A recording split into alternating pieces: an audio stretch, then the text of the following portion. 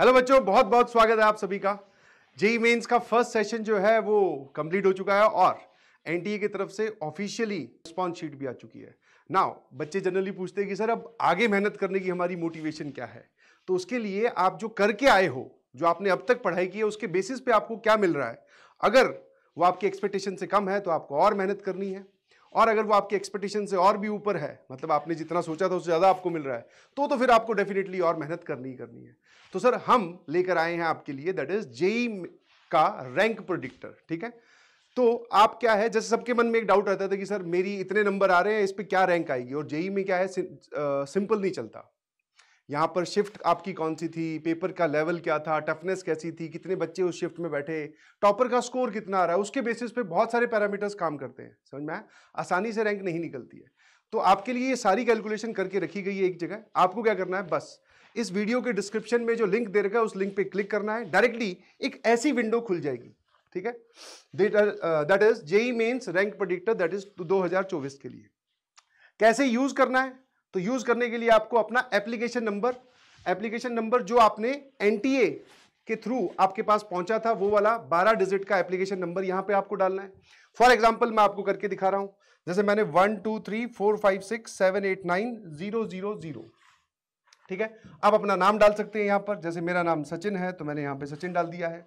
उसके बाद में आपका मोबाइल नंबर, ये सारी चीजें आपको वो फिल करनी है बेटा जो आपने एनटीए में सबमिट की थी, जिसके बेसिस पे आपका एडमिट कार्ड रिलीज हुआ था। ठीक है, ये चीजें वो नहीं आपको यहां फिल करनी है जो आपने पीडब्ल्यू में सबमिट की थी।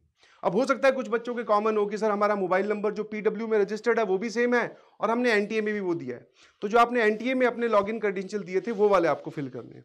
मैं यहां पे रैंडमली एक मोबाइल नंबर डाल देता हूं। कुछ लोग बोलेंगे सर आपका मोबाइल नंबर पता चल जाए, मजा आ जाएगा।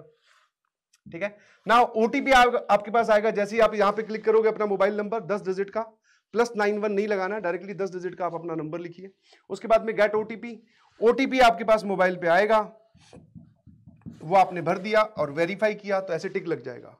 उसके बाद में आप अपनी डेट ऑफ बर्थ सेलेक्ट कीजिए। फॉर एग्जांपल आज की ही सेलेक्ट कर लेते हैं, ये एक डमी मॉडल है, समझ में आया? आपको ऐसा करना है।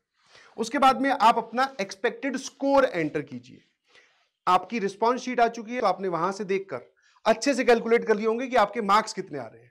वो जो स्कोर है वो आप यहां पे फिल कर सकते हैं। फॉर एग्जांपल एक बच्चे ने बोला कि सर मेरे 220 मार्क्स आ रहे हैं। ठीक है, तो 220 मैंने यहां पे फिल कर दिया है। अब आप अपना एग्जामिनेशन का जो दिन था, आपका कौन सी शिफ्ट थी, कौन सा दिन था, सेशन कौन सा था, वो सेलेक्ट कीजिए। फॉर एग्जांपल 30 जनवरी शिफ्ट 1 मैंने ये सेलेक्ट कर दिया। उसके बाद में सेलेक्ट कैटेगरी, अगेन जो आपने एनटीए में सबमिट किया है जेई मेंस का फॉर्म भरते वक्त, जो भी कैटेगरी आपने वहां सेलेक्ट की थी, जो आपकी कैटेगरी है वो आपको यहां सेलेक्ट करनी है। फॉर एग्जांपल मैंने ओपन लिख देता हूं। ठीक है, और प्रिडिक्ट नाउ पे क्लिक कीजिए प्लीज। तो जैसे ही आप प्रिडिक्ट नाउ पे क्लिक करोगे तो आप यहां पर अपनी जेई मेंस की रैंक देख सकते हो। ठीक है, दैट इज 2660 से लेकर 2990 के बीच में आपकी रैंक आएगी। आप इसमें, अब ये क्या प्रिडिक्टर है, तो इसमें आप +- 200 रैंक और कर सकते हो। ठीक है, टू बी वेरी प्रिसाइज। ठीक है, इसके आसपास की हम बात कर रहे हैं, मतलब अगर ये 2000 के करीब बता रहा है तो आपकी रैंक हो सकता है सर 3000 के करीब आए, जैसे 2660 बोल रही है तो 3000 3100 या फिर 2500 के आसपास तो यहां रहेगा।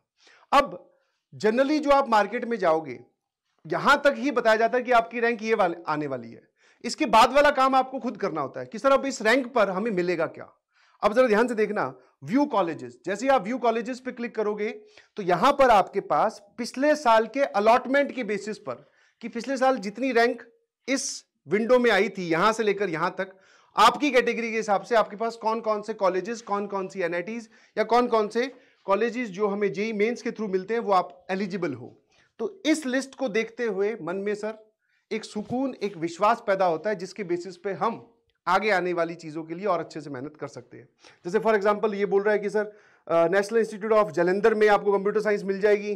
ठीक है, और ये जो है ओपनिंग रैंक है, ये क्लोजिंग रैंक है। ठीक है, ऐसे करके आप अपने कॉलेजेस की लिस्ट भी दे सकते हो जिनके लिए आप एलिजिबल हो। यहां से असली सर रिलीफ मिलता है। ठीक है, तो आई बिलीव ये एक छोटा सा काम है जो आप सभी लोग करना चाहेंगे। ठीक है, तो अपने इस वीडियो के नीचे रैंक प्रेडिक्टर का लिंक है, उस लिंक पे क्लिक कीजिए, अपनी रैंक पता कीजिए और उसके बाद में खुश होइए। या फिर अगर आपको थोड़ा बहुत डीमोटिवेशन होता है कि सर मेरा तो थोड़ा कम रह गया, कोई बात नहीं, दोनों ही केसेस में आपको आगे के लिए और अच्छे से पढ़ाई करनी है। ठीक है, all the very best, thank you so much.